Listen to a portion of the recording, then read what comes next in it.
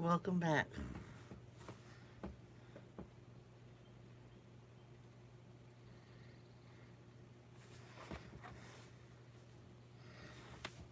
Welcome back. We'll wait until some people come back.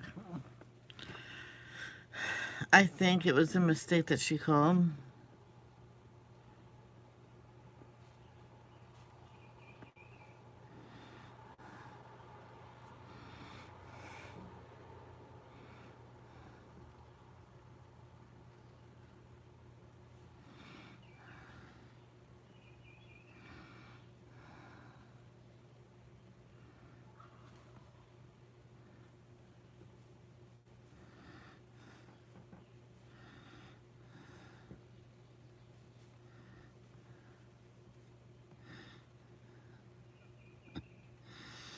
Mm.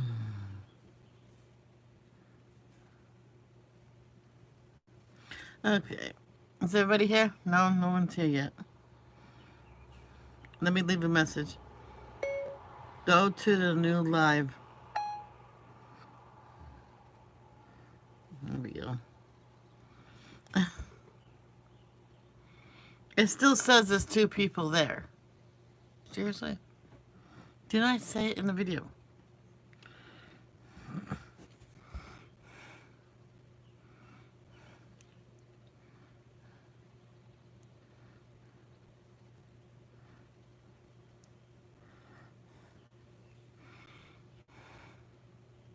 We will restart Isaiah 3. No, I won't. It's good.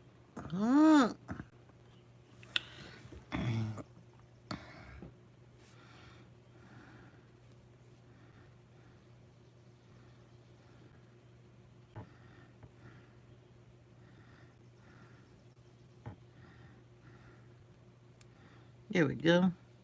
Okay, let's just get going. They'll find me. Alright, like before we started, we got interrupted. I think that was a mistake.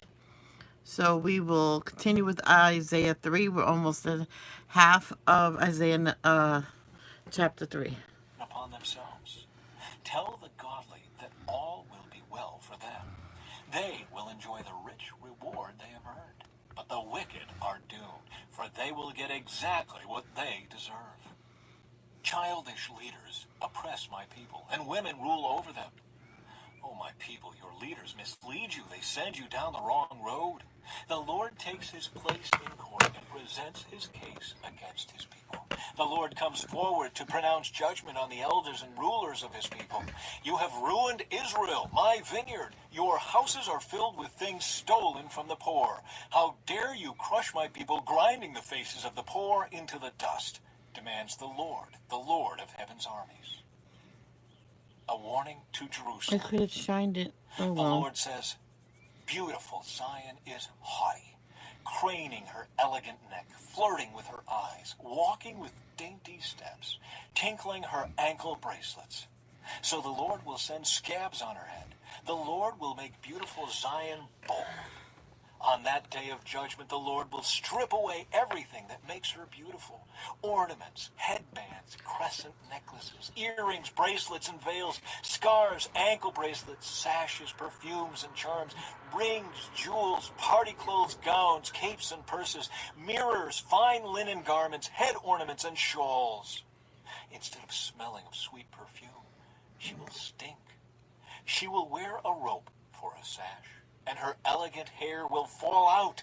She will wear rough burlap instead of rich robes. Shame will replace her beauty. The men of the city will be killed with the sword, and her warriors will die in battle. The gates of Zion will weep and mourn. The city will be like a ravaged woman huddled on the ground. Chapter 4. In that day, so few men will be left, that 7 women will fight for each man, saying, let us all marry you. We will provide our own food and clothing. Only let us take your name so we won't be mocked as old maids. A promise of restoration. But in that day, the branch of the Lord will be beautiful and glorious. glorious. The fruit of the land will be the pride and glory of all who survive in Israel. All who remain in Zion will be a holy people. Those who survive the destruction of Jerusalem and are recorded among the living. The Lord will wash the filth from beautiful Zion and cleanse Jerusalem of its bloodstains with the hot breath of fiery judgment. Then the Lord will provide shade for Mount Zion and all who assemble there. He will provide a canopy of cloud during the day and smoke and flaming fire at night, covering the glorious land. It will be a shelter from daytime heat and a hiding place from storms and rain. Oh, Chapter 4. no. I think I forgot to, I forgot to highlight. Hold on, guys. I forgot to highlight number 4. I'm sorry. It's all over the place today. And it's because I got up early. It's only 6? No wonder I forgot. It was only 6 of them. Chapter 5. There we go. A song about the Lord's vineyard. Now I will sing for the one I love, a song about his vineyard. My beloved had a vineyard on a rich and fertile hill. He plowed the land, cleared its stones, and planted it with the best vines. In the middle he built a watchtower and carved a winepress in the nearby rocks. Then he waited for a harvest of sweet grapes, but the grapes that grew were bitter. Now, you people of Jerusalem and Judah, you judge between me and my vineyard.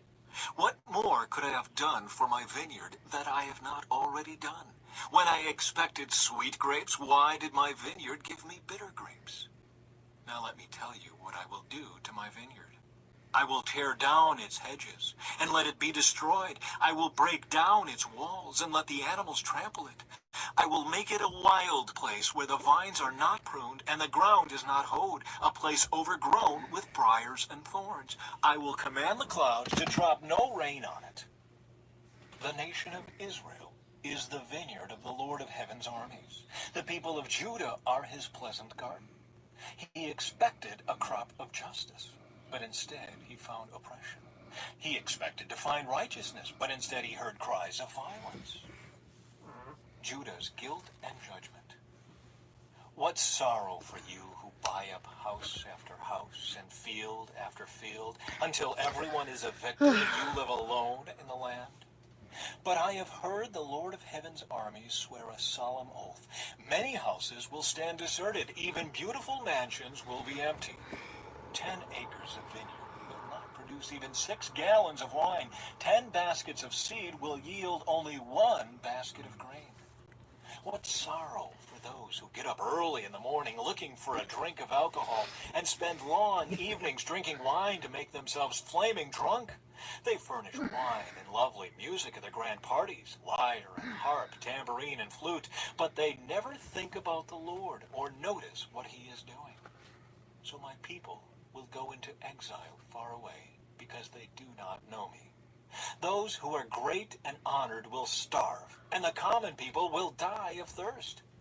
The grave is licking its lips in anticipation, opening its mouth wide. The great and the lowly and all the drunken mob will be swallowed up.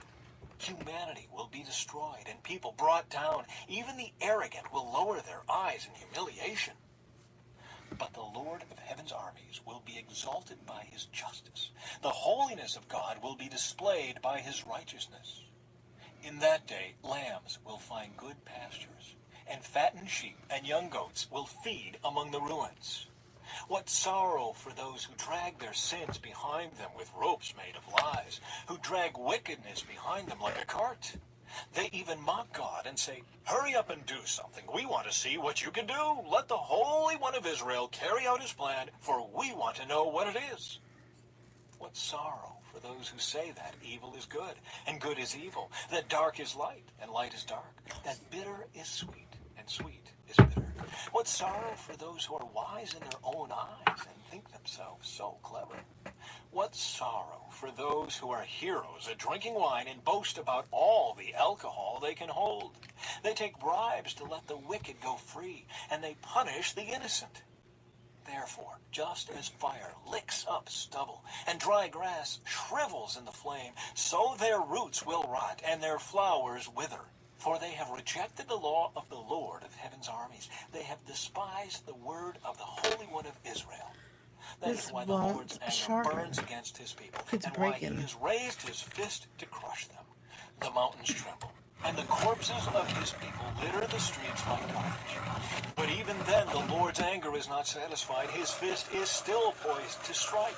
He will send a signal to distant nations far away, and whistle to those at the ends of the earth. They will come racing toward Jerusalem. They will not get tired or stumble. They will not stop for rest or sleep. Not Just a for an belt eye. will be loose, not a sandal strap Imagine. broken. Their arrows will be sharp and their bows ready for battle. Sparks will fly from their horses' hooves, and the wheels of their chariots will spin like a whirlwind. They will roar like lions, like the strongest of lions, growling. They will pounce on their victims and carry them off, and no one will be there to rescue them. They will roar over their victims on that day of destruction like the roaring of the sea. If someone looks across the land, only darkness and distress will be seen. Even the light will be darkened by clouds. I'm going to highlight the next, and I'm going to go to the bathroom. Chapter 6. Isaiah's Cleansing and Call. It was in the year King Uzziah died that I saw the Lord. He was sitting on a lofty throne, and the train of his robe filled the temple. Attending him were mighty seraphim, each having 6 wings. With 2 wings they covered their faces. With 2 they covered their feet. Are you And kidding with 2 me? they flew. They were calling out to each other, Holy, holy, holy is the Lord of heaven's armies. The whole earth is filled with his glory. Their voices shook the temple to its foundations, and the entire building was filled with smoke. Then I said, It's all over. I am doomed, for I am a sinful man. I Hi, Jackie. I am going to run to the ladies' room. I will be right back, okay? have filthy lips, and I live among a people with filthy lips. Yet I have seen the King, the Lord of heaven's armies. Then one of the seraphim flew to me with a burning coal he had taken from the altar with a pair of tongs. He touched my lips with it and said, See, this coal has touched your lips. Now your guilt is removed, and your sins are forgiven. Then I heard the Lord asking, Whom should I send as a messenger to this people? Who will go for us? I said, Here I am. Send me. And he said, Yes, go. And say to this people, Listen carefully, but do not understand. Watch closely, but learn nothing. Harden the hearts of these people. Plug their ears and shut their eyes. That way they will not see with their eyes, nor hear with their ears, nor understand with their hearts, and turn to me for healing. Then I said, Lord, how long will this go on? And he replied, Until their towns are empty, their houses are deserted, and the whole country is a wasteland, until the Lord has sent everyone away, and the entire land of Israel lies deserted. If even a tenth, a remnant, survive, it will be invaded again and burned. But as a terebinth or oak tree leaves a stump when it is cut down, so Israel's stump will be a holy seed. Chapter 7. A Message for Ahaz. When Ahaz, son of Jotham and grandson of Uzziah, was king of Judah, King Rezin of Syria, and Pekah, son of Remaliah, the king of Israel, set out to attack Jerusalem. However, they were unable to carry out their plan. The news had come to the royal court of Judah. Syria is allied with Israel against us. So the hearts of the king and his people trembled with fear, like trees shaking in a storm. Then the Lord said to Isaiah, Take your son Shear-Jashub, and go out to meet King Ahaz. You will find him at the end of the aqueduct that feeds water into the upper pool, near the road leading to the field where cloth is washed. Tell him to stop worrying. Tell him he doesn't need to fear the fierce anger of those two burned-out embers, King Rezin of Syria and Pekah, son of Remaliah. Yes, the kings of Syria and Israel are plotting against him, saying, "We will attack Judah and capture it for ourselves. Then we will install the son of Tabeel as Judah's king." But this is what the sovereign Lord says. This invasion will never happen. It will never take place. For Syria is no stronger than its capital, Damascus, and Damascus is no stronger than its king, Rezin. As for Israel, within 65 years it will be crushed and completely destroyed. Israel is no stronger than its capital, Samaria, and Samaria is no stronger than its king, Pekah, son of Remaliah. Unless your faith is firm, I cannot make you stand firm. The sign of Emmanuel. I'm back. Later, the Lord sent this message to King Ahaz. Ask the Lord your God for a sign of confirmation, Ahaz. Make it as difficult as you want, as high as heaven or as deep as the place of the dead. But the king refused. No, he said, I will not test the Lord like that. Then Isaiah said, listen well, you royal family of David. Isn't it enough to exhaust human patience? Must you exhaust the patience of my God as well? All right then, the Lord himself will give you the sign. Look, the virgin will conceive a child. She will give birth to a son and will call him Emmanuel, which means God is with us. By the time this child is old enough to choose what is right and reject what is wrong, he will be eating yogurt and honey. For before the child is that old, the lands of the two kings you fear so much will both be deserted. Then the Lord will bring things on you, your nation, and your family, unlike anything since Israel broke away from Judah. He will bring the king of Assyria upon you. In that day the Lord will whistle for the army of southern Egypt and for the army of Assyria. They will swarm around you like flies and bees. They will come in vast hordes and settle in the fertile areas and also in the desolate valleys, caves, and thorny places. In that day the Lord will hire a razor from beyond the Euphrates River, the king of Assyria, and use it to shave off everything, your land, your crops, and your people. In that day a farmer will be fortunate to have a cow and 2 sheep or goats left. Nevertheless, there will be enough milk for everyone because so few people will be left in the land. They will eat their fill of yogurt and honey. In that day the lush vineyards, now worth 1,000 pieces of silver, will become patches of briars and thorns. The entire land will become a vast expanse of briars and thorns, a hunting ground overrun by wildlife.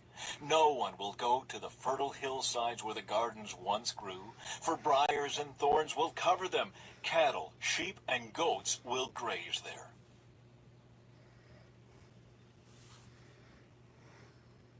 Chapter 8. The Coming Assyrian Invasion. Then the Lord said to me, make a large signboard and clearly write this name on it, Maher-shalal-Hashbaz. I asked Uriah the priest and Zechariah son of Jeberechiah, both known as honest men, to witness my doing this. Then I slept with my wife, and she became pregnant and gave birth to a son. And the Lord said, call him Maher-shalal-Hashbaz, for before this child is old enough to say Papa or Mama, the king of Assyria will carry away both the abundance of Damascus and the riches of Samaria.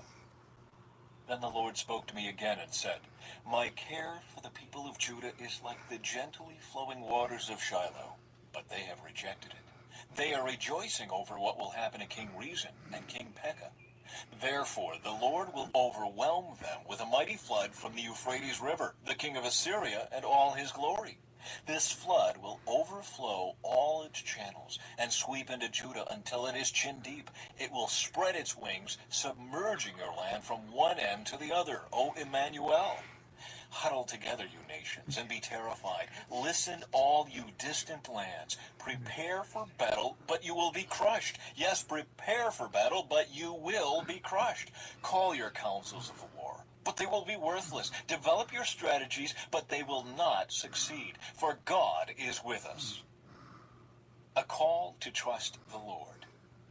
The Lord has given me a strong warning, not to think like everyone else does. He said, don't call everything a conspiracy like they do, and don't live in dread of what frightens them.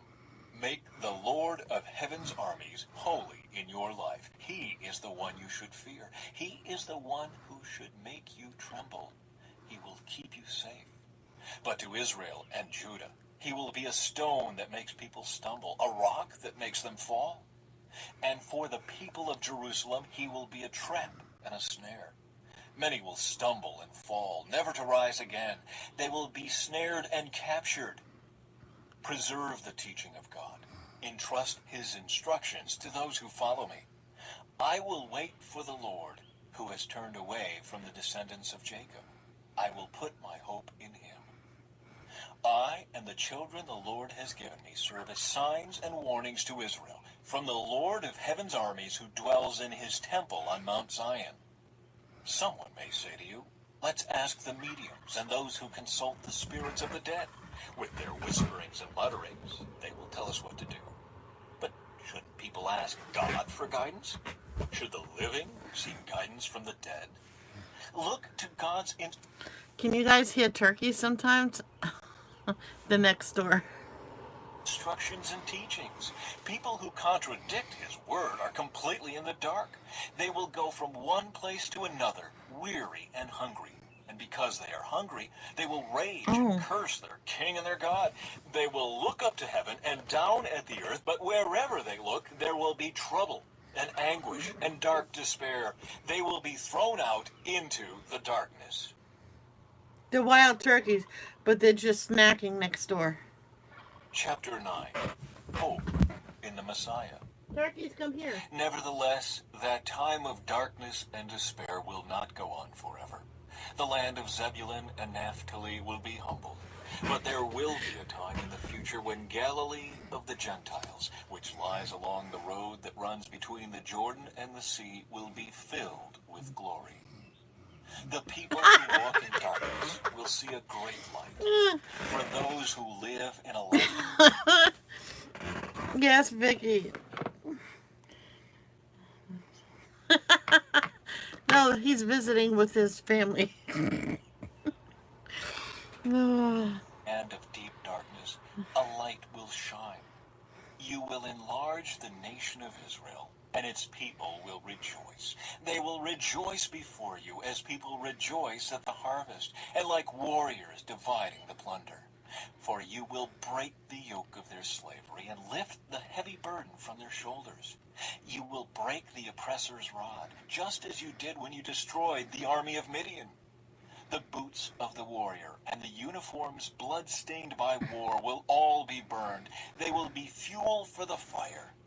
For a child is born to us. A son is given to us. The government will rest on his shoulders, and he will be called Wonderful Counselor, Mighty God, Everlasting Father, Prince of Peace. His government and its peace will never end. He will rule with fairness and justice from the throne of his ancestor David for all eternity. The passionate commitment of the Lord of heaven's armies will make this happen. The Lord's anger against Israel. The Lord has spoken out against Jacob. His judgment has fallen upon Israel. And the people of Israel and Samaria who spoke with such pride and arrogance will soon know it. They said, we will replace the broken bricks of our ruins with finished stone, and replant the felled sycamore fig trees with cedars. But the Lord will bring Rezin's enemies against Israel and stir up all their foes. The Syrians from the east and the Philistines from the west will bare their fangs and devour Israel. But even then, the Lord's anger will not be satisfied. His fist is still poised to strike. For after all this punishment, the people will still not repent. They will not seek the Lord of heaven's armies. Therefore, in a single day, the Lord will destroy both the head and the tail, the noble palm branch and the lowly reed. The leaders of Israel are the head, and the lying prophets are the tail. For the leaders of the people have misled them. They have led them down the path of destruction. That is why the Lord takes no pleasure in the young men and shows no mercy even to the widows and orphans. For they are all wicked hypocrites, and they all speak foolishness. But even then, the Lord's anger will not be satisfied. His fist is still poised to strike. This wickedness is like a brush fire. It burns not only briars and thorns, but also sets the forests ablaze. Its burning sends up clouds of smoke. The land will be blackened by the fury of the Lord of heaven's armies. The people will be fuel for the fire, and no one will spare even his own brother. Gobble, gobble. They will attack their neighbor on the right, but will still be hungry. They will devour their neighbor on the left, but will not be satisfied. In the end, they will even eat their own children. Manasseh will feed on Ephraim. Ephraim will feed on Manasseh, and both will devour Judah. But even then, the Lord's anger will not be satisfied. His fist is still poised to strike. And this is going to be the last one, number 10. Chapter 10. Told you. What sorrow awaits the unjust judges and those who issue unfair laws. They deprive the poor of justice and deny the rights of the needy among my people. They prey on widows and take advantage of orphans. What will you do when I punish you, when I send disaster upon you from a distant land? To whom will you turn for help? Where will your treasures be safe? You will stumble along as prisoners or lie among the dead. But even then the Lord's anger will not be satisfied. His fist is still poised to strike. Judgment against Assyria. What sorrow awaits Assyria, the rod of my anger. I use it as a club to express my anger. I am sending Assyria against a godless nation, against a people with whom I am angry. Assyria will plunder them, trampling them like dirt beneath its feet. But the king of Assyria will not understand that he is my tool. His mind does not work that way. His plan is simply to destroy, to cut down nation after nation. He will say, each of my princes will soon be a king. We destroyed Calno, just as we did Carchemish. Hamath fell before us as Arpad did. And we destroyed Samaria just as we did Damascus. Yes, we have finished off many a kingdom whose gods were greater than those in Jerusalem and Samaria. So we will defeat Jerusalem and her gods just as we destroyed Samaria with hers. After the Lord has used the king of Assyria to accomplish his purposes on Mount Zion and in Jerusalem, he will turn against the king of Assyria and punish him, for he is proud and arrogant.